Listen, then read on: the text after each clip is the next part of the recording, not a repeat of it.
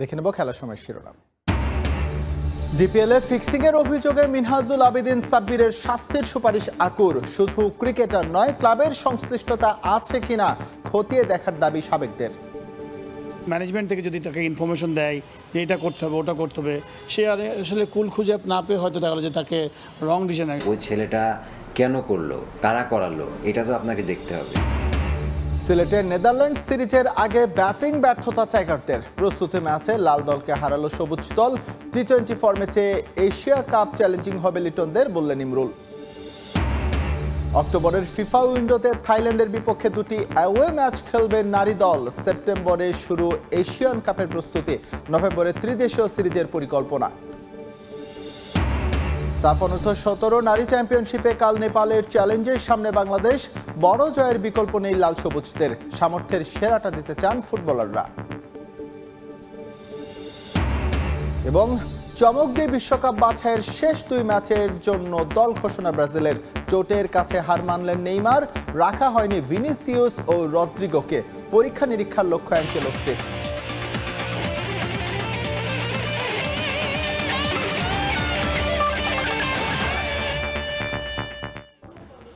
Dhaka premier লিগে fixing কাণ্ডে মিনহাজুল আবেদিন সাব্বিরকে সব দায় দিয়েছে বিসিবির দুর্নীতি দমন বিভাগ। অথচ তারা নাকি কোনো প্রমাণই পায়নি শাহিদপুকুর ক্লাবের, যেটা কোনোভাবেই মানতে পারছেন না জাতীয় দলের সাবেক অধিনায়ক খালেদ মাসুদ পাইলট এবং ক্রিকেটার ইমরুল কায়েস। দুজনের একই মত, অপরাধের মূলে না গেলে আটকানো যাবে না ফিক্সিংয়ের এই কালো থাবা।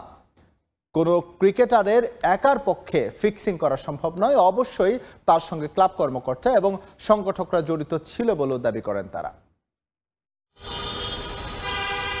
বাংলাদেশের ক্রিকেটে ফিক্সিং নতুন কোনো ইস্যু নয়। ম্যাচ গড়াপেটার সঙ্গে বাংলাদেশি ক্রিকেটারদের নাম জড়ানো সেই Bangladesh premier league cricket BPL এর শুরুর জীবন থেকেই। আইসিসির দুর্নীতি দমন বিভাগ, আকসুর তদন্ত, ঘরোয়া কমিটির তত্ত্বাবধান, আশরাফুল এবং ঢাকা গ্ল্যাডিয়েটর্স ফ্র্যাঞ্চাইজি কর্তৃপক্ষকে শাস্তি, সবই হয়েছে লাল সবুজের ক্রিকেটে। সাকিব আল হাসানের ঘটনাও খুব বেশি পুরানো নয়। 2019-এ ফিক্সিং এর প্রস্তাব পেয়েও না জানানোয় আইসিসির 1 বছরের নিষেধাজ্ঞা পেতে হয়েছিল টাইগার ক্রিকেটের পোস্টার বয়কে। বিদেশি লিগ খেলতে গিয়ে উপহার নিয়ে শাস্তির মুখে পড়েছিলেন নাসির হোসেনও। বিপিএল নিয়ে মোটা দাগে অনেক আলোচনা হলেও ঢাকা প্রিমিয়ার লিগ সে তুলনায় ছিল মুক্ত। কিন্তু গত মৌসুমে শাইনপুকুর এবং গুলশান ক্রিকেট ক্লাবের ম্যাচে এক অদ্ভুতুরে স্ট্যাম্পিং আবারও আলোচনায় আনে স্পট ফিক্সিংকে। সমালোচনার মুখে আকুকে তদন্ত করতে দেয় বিসিবি। এরপর একাডেমি মাঠে ঘটনার সঙ্গে জড়িত 3 ক্রিকেটার সাব্বির, আলিফ এবং রহিমকে নিয়ে এসে ঘটনাটিকে পুনর্মঞ্চায়ন করেন তদন্ত কর্মকর্তারা। ঘটনার 4 মাস পর অবশেষে তদন্ত রিপোর্ট জমা দিয়েছে আকু। বিসিবি থেকে আনুষ্ঠানিকভাবে প্রকাশিত না হলেও সূত্র জানিয়েছে, তদন্তে ক্রিকেটার সাব্বিরের বিরুদ্ধে ম্যাচের ফলাফল পরিবর্তনে অন্যায় প্রভাব রাখা, দুর্নীতির প্রস্তাব গোপন রাখা এবং প্রমাণ নষ্ট করার 3 অভিযোগ এনেছে আকু। নিশ্চিতভাবে কোনো অপরাধ প্রমাণ করতে না পারলেও ক্রিকেটার সাব্বিরকে শাস্তির সুপারিশ করেছেন তারা। যদিও এই ঘটনায় শাইনপুকুর ক্লাবকে নির্দোষ বলেই মনে হয়েছে কমিটির। তবে এখানেই আপত্তি জানিয়েছেন জাতীয় দলের সাবেক অধিনায়ক খালেদ মাসুদ পাইলট এবং ক্রিকেটার ইমরুল কায়েস। ওই ম্যাচটার উপর ডিপেন্ড করছিল যে অগ্রণী ব্যাংক ক্লাব সুপার লিগে যাবে কি যাবে না। সো আমি অগ্রণী ব্যাংকের ক্যাপ্টেন ছিলাম, আমরা খেলাটা খুব ফলো করছিলাম মন দিয়ে। তখন আমার কাছে খুব হাস্যকর লেগেছে এবং খুব খারাপও লেগেছে। ওই ছেলেটা কেন করলো, কারা করালো, এটা তো আপনাকে দেখতে হবে। একটা খেলোয়াড় অনেক সময় ট্র্যাপড হয়ে যায় যে তোমাকে আমি টাকা দিব না, বা তোমাকে একটা মানুষের কাছে সে হয়তো কন্ট্রাক্ট করেছে, সেই মানুষটা তাকে তার টাকাটা দেয়। কোনো কারণে তাকে ম্যানেজমেন্ট থেকে যদি তাকে ইনফরমেশন দেয় যে এটা করতে হবে ওটা করতে হবে, সে আর আসলে কুল খুঁজে না পেয়ে হয়তো দেখা গেলো যে তাকে রং ডিসিশন। তবে ফিক্সিং এর ঘটনাকে এত সরল করে দেখতে চান না পাইলট। তার মতে এখানে দায় আছে বিসিবিরও। তাই সমস্যাগুলোকে একচোখাভাবে না দেখে সমাধানে আরো সহনশীল হওয়ার পরামর্শ সাবেক ক্যাপ্টেনের। সঙ্গে আরও যুগোপযোগী করার আহ্বান আকুকে। খেলার উইকেট যেমন ডেভেলপ করা দরকার, আম্পায়ার সব কিছু যেমন ডেভেলপ করা দরকার, ঠিক আমার মনে হয় যে অ্যান্টি কারাপশন ইউনিটটা আমার মনে হয় যে ডেভেলপ করা খুবই ইম্পর্টেন্ট বাংলাদেশের প্রেক্ষাপটে। বিকজ বাংলাদেশ কিন্তু অস্ট্রেলিয়া না, বাংলাদেশ কিন্তু ইংল্যান্ড না, যে এখানে বেশিরভাগই মানুষই সবাই ভালো সৎ। এখানে অনেক দুর্নীতির কাজগুলো বেশি জড়িয়ে আছে। তো এর জন্য আমাদের বাংলাদেশ ক্রিকেটটাকে যদি ডেভেলপ করতে হয়, সেখানে আমার মনে হয় যে অ্যান্টি কারাপশন ইউনিটটাকে খুবই স্ট্রং এবং খুব টাইট করা উচিত। পূর্ণাঙ্গ তদন্ত রিপোর্ট খতিয়ে দেখে দ্রুতই এ বিষয়ে সিদ্ধান্ত নেবে বাংলাদেশ ক্রিকেট বোর্ড। নিয়ন মোহাইমিন, সময় সংবাদ। এদিকে বিপিএল এর 11তম আসরের ফিক্সিং তদন্তের প্রাথমিক রিপোর্ট হাতে পেয়েছে বিসিবি। তবে আপাতত কারোর নাম প্রকাশ করেনি বাংলাদেশ ক্রিকেট বোর্ড। এক বিবৃতিতে বিসিবি জানায়, আইসিসির নির্দেশনা মেনে সর্বোচ্চ গোপনীয়তা ও আন্তর্জাতিক মানদণ্ড অনুযায়ী বিষয়টি পর্যালোচনা করে স্বাধীন তদন্ত কমিটি। প্রতিবেদনে যাদের নাম এসেছে তাদের বিরুদ্ধে বিসিবির গঠনতন্ত্র, আইসিসির দুর্নীতি দমন ধারা ও দেশের প্রচলিত আইন অনুযায়ী ব্যবস্থা গ্রহণ করা হবে বলে নিশ্চিত করেছে বাংলাদেশ ক্রিকেট বোর্ড। তবে তদন্তের স্বচ্ছতা ও অভিযুক্তদের অধিকার রক্ষার্থে আপাতত নাম প্রকাশ করেনি বোর্ড। এছাড়া প্রাথমিক প্রতিবেদনে বিপিএল এর বেশ কিছু বিষয় সংস্কারের প্রস্তাব দেয় স্বাধীন তদন্ত কমিটি, যেখানে আছে ফ্র্যাঞ্চাইজ ব্যবস্থাপনা, দুর্নীতি প্রতিরোধ ব্যবস্থা ও কাঠামোগত সুরক্ষার বিষয়গুলো। পরবর্তী আসরে এসব দিকে কড়া নজরদারি রাখবে বোর্ড। আর সেপ্টেম্বরের শেষ দিকে বিসিবির কাছে চূড়ান্ত রিপোর্ট জমা দেবে স্বাধীন তদন্ত কমিটি। ক্রিকেটারদের প্রস্তুতি ম্যাচের খবর। প্রথম প্রস্তুতি ম্যাচে হারের তিক্ততা পেল লিটন দাসের লাল দল। অধিকাংশ জাতীয় দলের ক্রিকেটারদের নিয়ে গড়া এই টিমকে ৬৮ রানের বড় ব্যবধানে হারিয়েছে জাকের আলী অনিকের সবুজ দল। প্রথমে ব্যাট করে সৌম্য মাহফিজুলের ঝড়ো ব্যাটিংয়ে ৫ উইকেটে ২০৩ রান করে লাল দল। জবাবে মাত্র ১৩৫ রানে গুটিয়ে যায় সবুজ দল। সিলেট থেকে বিস্তারিত জানাচ্ছেন অপু বণিক। ঢাকা সিলেট মিলিয়ে প্রায় ২ সপ্তাহের অনুশীলন। এশিয়া কাপের জন্য নিজেদের কতটা প্রস্তুত করতে পেরেছেন লিটন দাসরা, তারই ড্রেস রিহার্সাল সিলেট আন্তর্জাতিক ক্রিকেট স্টেডিয়ামে। লাল সবুজ দুভাগে বিভক্ত ক্রিকেটাররা, তবে জাতীয় দলের ছায়া বলতে গেলে পুরোটাই ছিল লাল দলের ওপর। টস হেরে প্রথমে ব্যাট করার সুযোগ পায় জাকের আলী অনিকের সবুজ দল। নাজমুল হোসেন শান্ত আর সৌম্যর ব্যাটে দারুণ সূচনা তাদের। উদ্বোধনী জুটিতে আসে ৪০-২১ রান করে খালেদের বলে ক্যাচ দিয়ে আউট হন শান্ত। দ্বিতীয় উইকেটে সবুজ দলের পারফরমেন্স আরও ভালো। এই পার্টনারশিপ থেকে আসে ৮২ রান। এশিয়া কাপের দল থেকে বাদ পড়ার ঝাল এদিন সৌম্য মিটিয়েছেন ৪ ছক্কার বন্যায়। তার ব্যাটিং দেখে ভিআইপি বক্সে বসে হয়তো আফসোসেই পড়েছেন প্রধান নির্বাচক গাজী আশরাফ হোসেন লিপু। আউট হওয়ার আগে তার ব্যাট থেকে আসে ৪১ রান, যেখানে ৪ ছক্কার মার ছিল ৫টি। এর আগে ২৭ বলে ৪৪ রানের ঝলমলে এক ইনিংস খেলেন মাহফিজুল। তার ব্যাটিংয়ে ছিল জাতীয় দল ঢোকার আগমনী বার্তা। ৪ নম্বরে এসে পিয়াল ব্যর্থ হলেও ক্যাপ্টেন্স নক করেছেন জাকের আলী অনিক। ২৩ বলে তার ব্যাট থেকে আসে হার না মানা ৩৫ রানের ইনিংস। এছাড়াও মেহেদি করেন ১৭ রান। ২০ ওভার শেষে ২০৩ রানের বিশাল টার্গেটে লাল দলকে ছুড়ে দেয় সবুজ দল। লক্ষ্য তাড়া করতে নেমে শুরুতেই হোঁচট খায় লাল দল। বড় স্কোর না করেই ভাঙে তাদের উদ্বোধনী জুটি। তানজিদ তামিম আর পারভেজ ইমনদের কেউই পারেননি বড় ইনিংস খেলতে। ওয়ান ডাউনে ব্যাট করতে আসা লিটন দাস ৩৩ রানের ইনিংস খেললেও তা ছিল না টি-20 সুলভ। এজন্য তিনি বল খরচ করেন ২৭টি। লাল দলের হয়ে এদিন একমাত্র আলো ছড়িয়েছেন তাওহিদ হৃদয়। তার ব্যাট থেকে এসেছে 50, তবে বাকিরা ছিলেন আসা যাওয়ার মিছিলে। লোয়ার অর্ডাররা ছিলেন একেবারেই ব্যর্থ। এমনকি ডাবল ডিজিটের রান আসেনি তাদের ব্যাট থেকে। ১৩৬ রানে গুটিয়ে যায় জাতীয় দলের ছায়া হিসেবে খেলা লিটন দাসের লাল দল। ৬৮ রানের বড় জয় নিশ্চিত করে সবুজ দল। অপু বণিক, সময় সংবাদ, সিলেট। এশিয়া কাপে চ্যাম্পিয়ন হওয়ার স্বপ্ন দেখছেন জাকের লিটনরা, কিন্তু টি-20তে বাংলাদেশের পরিসংখ্যান বেশ হতাশাজনক। ১৯৪ ম্যাচ খেলে ১৭৪টিতেই সঙ্গী হয়েছে হারের তিক্ততা। তাই শিরোপা জয়ের স্বপ্ন বাস্তবায়ন করা মোটেও সহজ হবে না, এমনটাই মন্তব্য করেছেন ইমরুল কায়েস। এশিয়া কাপের স্কোয়াডও মনোপুত হয়নি তার। ১৬ সদস্যের দলে মেহেদী হাসান মিরাজ ও নাইম শেখকে না দেখে হতবাক ইমরুল। মিরাজ আমরা বসায় রাখছি, নাইম শেখরে আমরা বাদ দিলাম। কেন বাদ দিলাম? ক্যারিয়ার জুড়ে জাতীয় দলে পর্যাপ্ত সুযোগ না পাওয়া নিয়ে আক্ষেপ করা ইমরুল কায়েসের দৃষ্টিতে তার মতোই পরিণতি নাইম শেখের।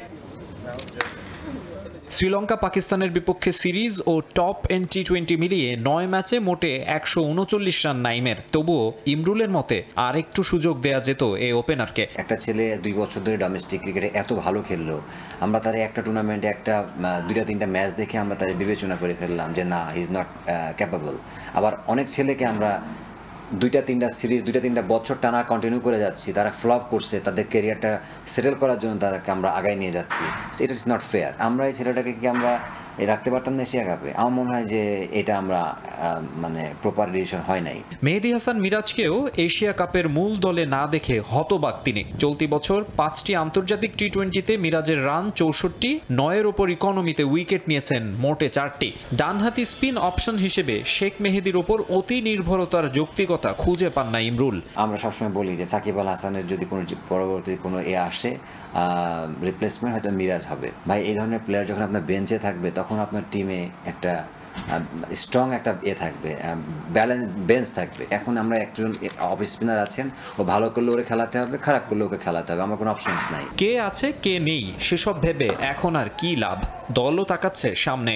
জাকের আলী তো বলেই দিয়েছেন শিরোপা জয়ের স্বপ্ন দেখেন। যদিও স্বপ্নের কোনো সীমা নেই, কিন্তু বাস্তবতা, আগে কখনোই শিরোপা জিততে না পারা বাংলাদেশ ভারত, পাকিস্তান, আফগানিস্তানের মতো দলকে হারিয়ে এশিয়া কাপে চ্যাম্পিয়ন হবে, এটা জোর গলায় বলা যায় না। ক্যাপ্টেন এমন একটা জিনিস, আপনার টিম যখন রেজাল্ট করবে আপনি বেস্ট ক্যাপ্টেন।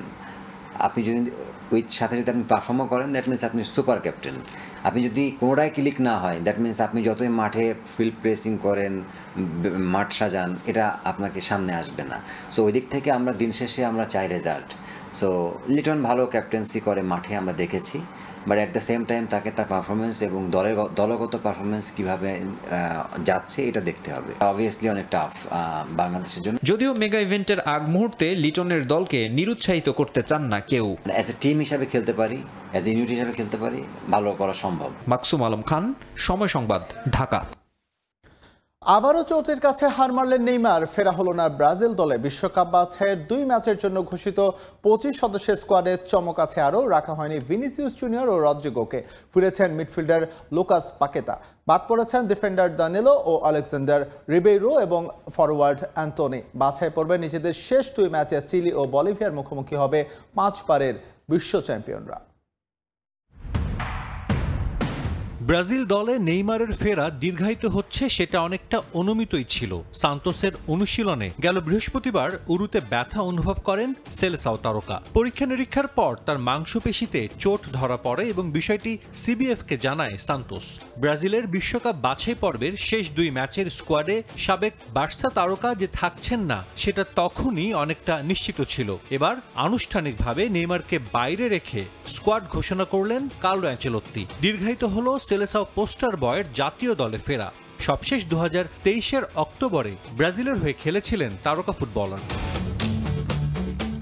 বিশ্বকাপে কোয়ালিফাই করার কারণেই হয়তো ব্রাজিল স্কোয়াডে আছে আরও চমক। চিলি ও বলিভিয়ার বিপক্ষে ম্যাচের স্কোয়াডে জায়গা হয়নি 2 ব্রাজিল তারকা ভিনিসিয়াস জুনিয়র ও রদ্রিগোর। গেল জুনে ব্রাজিলের 2 ম্যাচের স্কোয়াডেও ছিলেন না রদ্রিগো। অবশ্য স্কোয়াড ঘোষণার আগেই গণমাধ্যমে খবর এসেছিল বাছাই পর্বের শেষ 2 ম্যাচে রিয়ালের কোনো খেলোয়াড়কেই দলে রাখবেন না অ্যানচেলোত্তি। ক্লাব বিশ্বকাপের জন্য গেল মৌসুমটা লম্বা হয়েছিল ক্লাবটির ফুটবলারদের। পর্যাপ্ত বিশ্রাম না পাওয়াই এর কারণ হতে পারে। অ্যানচেলোত্তির দলে পরিবর্তন আছে আরও। বাদ পড়েছেন ডিফেন্ডার দানিলো ও লুকাস বেরালদো। ডিফেন্সে ফিরেছেন আর্সেনালের গ্যাব্রিয়েল মাগালায়েস। গেল জুলাইয়ে লুকাস পাকেতার ওপর থেকে ইংল্যান্ডের ফুটবল অ্যাসোসিয়েশন ম্যাচ পাতানোর অভিযোগ তুলে নেয়। এরপরই প্রথম অ্যানচেলোত্তির দলে ডাক পেলেন ওয়েস্ট হ্যাম মিডফিল্ডার। এরই মধ্যে 2026 বিশ্বকাপের টিকিট নিশ্চিত করেছে ব্রাজিল। তাই বাকি 2 ম্যাচে সবাইকে ঝালিয়ে নেওয়ার জন্য স্কোয়াডে এত রদবদল সেলেসাও কোচের। নতুন খেলোয়াড়দের সঙ্গে আমি পরিচিত হতে চাই। তাদের অনেককেই আমি খুব একটা ভালোভাবে চিনি না। তাদের ক্যারেক্টার এবং ব্যক্তিত্ব সম্পর্কে ধারণা নিতে চাই। সব খেলোয়াড়দের সম্পর্কে আমি যে টেকনিক্যাল প্রোফাইল জানি, এর বাইরেও অনেক কিছু থাকে। আমি অন্যদের সঙ্গেও পরিচিত হতে চাই যারা দলকে ভালো অবস্থানে নিতে সাহায্য করতে পারে। 5 সেপ্টেম্বর রিও ডি জেনেইরোতে সেলেসাওদের প্রতিপক্ষ চিলি। 10 সেপ্টেম্বর বাছাই পর্বে নিজেদের শেষ ম্যাচে বলিভিয়ার মুখোমুখি হবে ব্রাজিল। সাজিদ মুস্তাহিদ, সময় সংবাদ। খেলার সময় আরও থাকছে। ভারত সরকার বেটিং প্রতিষ্ঠান নিষিদ্ধ করায় বড় অঙ্কের ক্ষতির মুখে রোহিত কোহলিরা। 125 কোটি রুপি হাতছাড়া বিসিসিআইয়ের। বাদ যাবে না আইপিএল এর ফ্র্যাঞ্চাইজিও। দেশের বাইরের ক্রিকেট প্রসঙ্গ। টেস্ট ক্রিকেটকে বিদায় জানানোর 3 মাস পর অবসরের কারণ জানালেন ভারতের সাবেক অধিনায়ক রোহিত শর্মা। মানসিক চাপ আর শারীরিক ক্লান্তিবোধের কারণেই টেস্ট ক্রিকেট থেকে সরে দাঁড়িয়েছিলেন তিনি। এদিকে তরুণ ক্রিকেটারদের প্রস্তুতির উপর বিশেষ গুরুত্ব দেওয়ার পরামর্শ দিয়েছেন রোহিত। ভারতীয় ক্রিকেটে বেশ কদিন ধরেই চর্চায় রোহিত শর্মা ও বিরাট কোহলি। টেস্ট ও টি-20 থেকে সরে দাঁড়ালেও ওয়ানডে ফরম্যাট চালিয়ে যাচ্ছেন এই দুই ব্যাটার। আসন্ন বিশ্বকাপ খেলে আন্তর্জাতিক ক্রিকেটকে বিদায় জানাতে চান দুই হেভিওয়েট ক্রিকেটার। এর মধ্যেই আবারও আলোচনায় রোহিত শর্মার টেস্ট ক্রিকেটকে বিদায় জানানোর প্রসঙ্গ। সবাইকে চমকে টেস্ট ক্রিকেট থেকে সরে দাঁড়িয়েছিলেন রোহিত শর্মা। ইংল্যান্ড সফরের আগে হঠাৎ করেই সামাজিক যোগাযোগ মাধ্যমে লঙ্গার ভার্সনের ক্রিকেটকে বিদায় জানানোর ঘোষণা ব্যাপক সমালোচনার জন্ম দেয়। তবে কী কারণে সাদা পোশাক তুলে রাখার সিদ্ধান্ত নিয়েছিলেন তা স্পষ্ট করেনি রোহিত। এবার টেস্ট ক্রিকেট ছাড়ার পেছনের কারণ তুলে ধরেছেন সাবেক এই অধিনায়ক। মানসিক চাপ আর শারীরিক ক্লান্তিবোধের কারণেই সাদা পোশাক তুলে রাখার সিদ্ধান্ত নিয়েছিলেন বলে জানান রোহিত। মুম্বাইয়ের ক্লাব ক্রিকেট দিয়ে প্রথম পেশাদার ক্রিকেট শুরু করি। তখন টানা 2-3 দিন খেলা থাকতো, তাই আমরা তখনই প্রস্তুত হয়ে গিয়েছিলাম। ছোটবেলা থেকে প্রস্তুতি নেওয়ার জন্যই মানিয়ে নিতে সমস্যা হয়নি। টেস্টের জন্য বিশেষভাবে প্রস্তুতি নিতে হয়, কারণ এই ফরম্যাটে লম্বা সময় খেলতে হয়। টেস্টে 5 দিন টিকে থাকতে হবে, এর জন্য মানসিকভাবেও প্রস্তুত থাকতে হয়, যা অনেক চ্যালেঞ্জিং এবং শরীরের উপর প্রভাব পড়ে। ক্যারিয়ারের সায়ান্নে থাকা রোহিত শর্মা তরুণ প্রজন্মকে প্রস্তুতিতে গুরুত্ব দেওয়ার পরামর্শ দিয়েছেন। মাঠের পারফরমেন্স বাড়াতে ছোট থেকেই নিজেদের প্রস্তুত করার কথা জানান তিনি। শুরুর দিকে আমি ক্রিকেট অনেক উপভোগ করতাম। এরপর বয়সভিত্তিক ক্রিকেট শুরু করি। ধীরে ধীরে সিনিয়র ক্রিকেটার ও কোচদের মুখোমুখি হয়ে নিজেকে পরিণত করেছি। তারপর থেকে বুঝতে শিখেছি কিভাবে সঠিক প্রস্তুতি নিতে হয়। ম্যাচের আগে অনেক প্রস্তুতি নিতে হয়। যখন আপনি ভালো পারফর্ম করার চেষ্টা করবেন, তখন মানসিকভাবে সতেজ থাকতে হয়। তা শুধু ভালো প্রস্তুতির মাধ্যমেই সম্ভব। সাদা পোশাকে 66 ম্যাচে 4301 রান করেছেন রোহিত শর্মা। রিফাতুল ইসলাম মিরন, সময় সংবাদ। ভারত সরকার বেটিং প্রতিষ্ঠান নিষিদ্ধ করায় মোটা অঙ্কের ক্ষতির মুখে রোহিত কোহলিরা ড্রিম11, মাই11 সহ একাধিক বেটিং প্রতিষ্ঠানের সঙ্গে যুক্ত ছিলেন পুরুষ ও নারী দলের বেশিরভাগ তারকা ক্রিকেটার। সেই হিসেবে বছরে প্রায় 1.5 থেকে 200 কোটি রুপি হাতছাড়া হচ্ছে তাদের। শুধু ক্রিকেটারদেরই নয়, বছরে প্রায় 125 কোটি রুপি হাতছাড়া হবে বিসিসিআইয়ের। লোকসান হবে আইপিএল এর ফ্র্যাঞ্চাইজগুলোর। ভারতীয় ক্রিকেট মানে গ্ল্যামার, আইপিএল যা নিয়ে গেছে ভিন্ন মাত্রায়। পরিচিতি, ব্র্যান্ড, কোটি টাকার বিজ্ঞাপন। এই ফ্র্যাঞ্চাইজি লিগের প্রতি বিদেশি ক্রিকেটারদের আগ্রহ চরমে। তবে এবার সেই রঙিন দুনিয়ায় কালো মেঘের ছায়া। শত কোটি টাকা ক্ষতির মুখে রোহিত কোহলিরা। মোটা অঙ্কের অর্থ হাতছাড়া হচ্ছে বিসিসিআইও। আইপিএল কিংবা ঘরোয়া লিগ, ভারতীয় বেশিরভাগ টুর্নামেন্টের বড় অর্থের উৎস বেটিং প্রতিষ্ঠান। তবে সম্প্রতি দেশে জুয়া প্রতিষ্ঠান নিষিদ্ধ করেছে ভারত সরকার। জাতীয় দলের সঙ্গেও যুক্ত ছিল এসব প্রতিষ্ঠান। সেই হিসেবে ড্রিম11-এর বছরে 40 কোটি রুপির জার্সি স্পন্সর হারিয়ে প্রথম ধাক্কা খায় বিসিসিআই। গণমাধ্যমের খবর, ক্রিকেটারদের ক্ষেত্রে সেই ক্ষতির পরিমাণ 1.5 থেকে 200 কোটি রুপি। ড্রিম11, মাই11 সার্কেল, এমপিএল এর মতো একাধিক বেটিং প্রতিষ্ঠানের সঙ্গে যুক্ত আছেন ধোনি, রোহিত কোহলিদের মতো তারকা ক্রিকেটাররা। আইপিএল ছাড়াও বিভিন্ন সময়ে এসব প্রতিষ্ঠানের প্রমোশন করতে দেখা যায় হার্দিক, সিরাজ, গিলদেরও। নারী ক্রিকেটারদেরও আছে সম্পৃক্ততা। এসব প্রতিষ্ঠানের সঙ্গে বছরে এক বিরাট কোহলির চুক্তির পরিমাণ 10 থেকে 12 কোটি রুপি। ধোনি, রোহিতের ক্ষেত্রে অঙ্কটা 6-7 কোটি। এসব আয় এখন গিয়ে ঠেকেছে শূন্যে। তরুণ ক্রিকেটারদেরও হাতছাড়া হচ্ছে মোটা অঙ্কের অর্থ। বিসিসিআইও খেয়েছে বড় সড় ধাক্কা। যে আইপিএল তাদের সাহায্য করেছে বিশ্বের অন্যতম ধনী বোর্ডে রূপান্তর করতে, সেই টুর্নামেন্টের অ্যাসোসিয়েট স্পন্সর ছিল মাই11 সার্কেল। সেখান থেকে বছরে বিসিসিআইয়ের তহবিলে আসতো 125 কোটি রুপি। এছাড়া কেকেআর, হায়দ্রাবাদের মতো আইপিএল এর ফ্র্যাঞ্চাইজিগুলো হারাবে বছরে 10 থেকে 20 কোটি রুপি। ভারতের একাধিক ঘরোয়া লিগও অনেকটা নির্ভর করত এসব প্রতিষ্ঠানের ওপর। বিজ্ঞাপন বাজারেও নামবে ধস। সরকারের পক্ষ থেকে এসব প্রতিষ্ঠানের মার্কেটিং, প্রমোশন, ব্যাংকিং চ্যানেলও বন্ধ করার আইনি নোটিশ জারি করা হয়েছে। বিশেষজ্ঞদের মতে সেই হিসেবে বিজ্ঞাপন বাজারে 8 থেকে 10 হাজার কোটি রুপি ক্ষতি হবে ভারতের। তামিম হোসেন, সময় সংবাদ।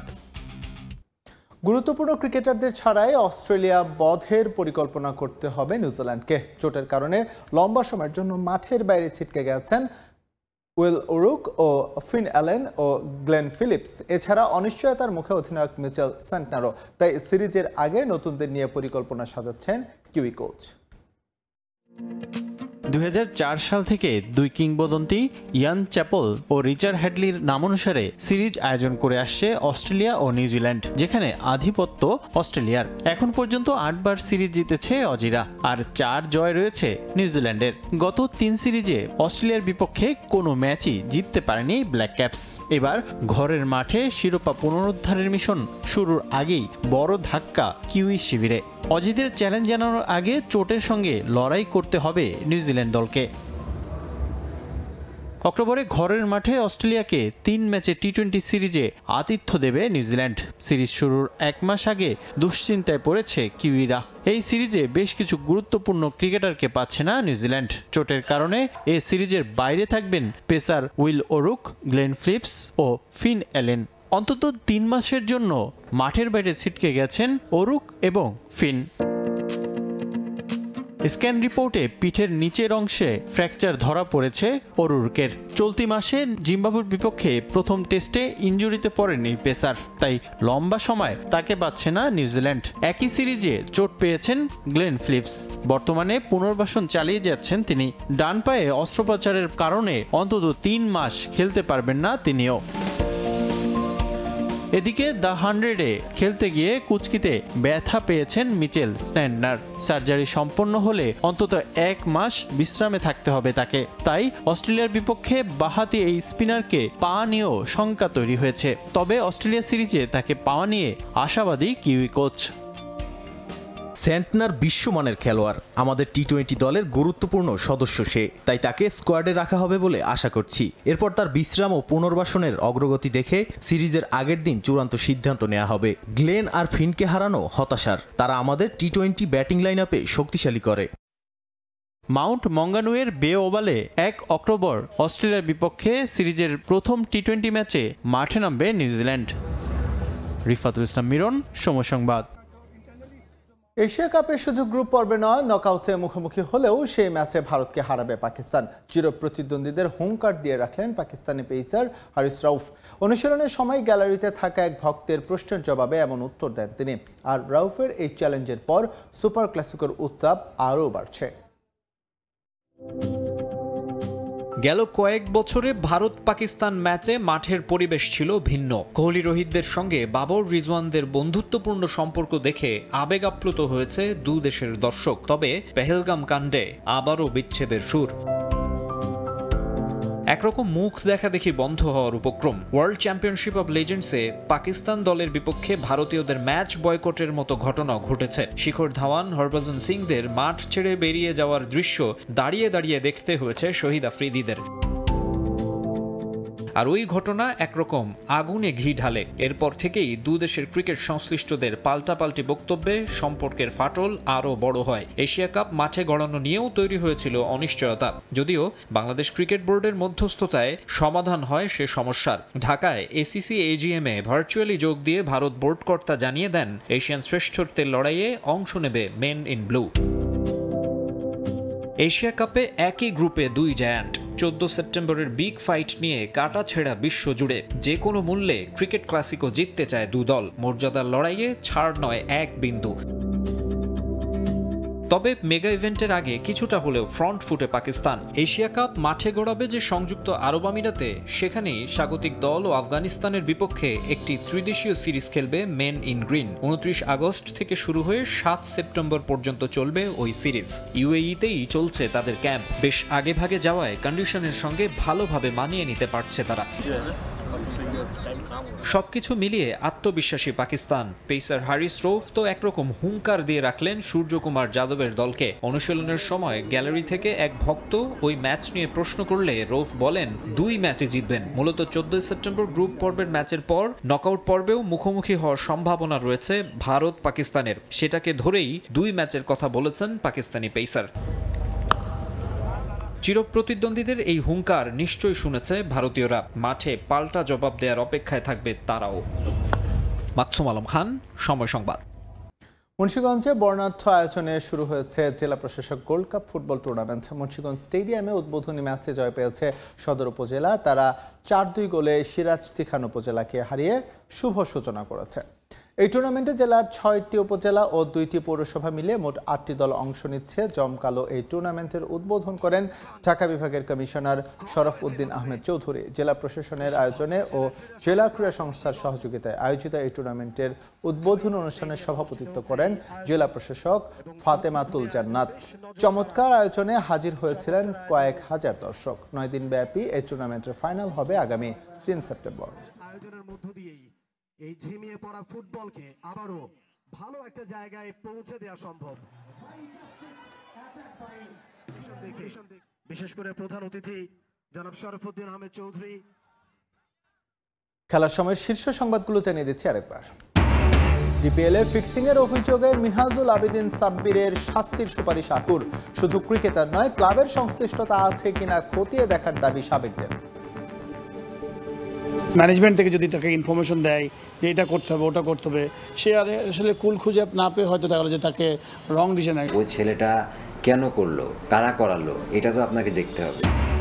সিলেটের নেদারল্যান্ড সিরিজের আগে ব্যাটিং ব্যর্থতা টাইগারদের প্রস্তুতি ম্যাচে লাল দলকে হারালো সবুজ দল। টি20 ফরম্যাটে এশিয়া কাপ চ্যালেঞ্জিং হবে লিটনদের, বললেন ইমরুল।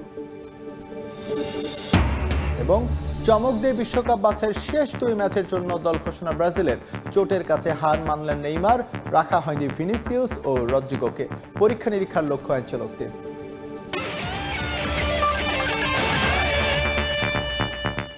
এই ছিল খেলার সময়ের এখনকার আয়োজন। সঙ্গে থাকুন সময়।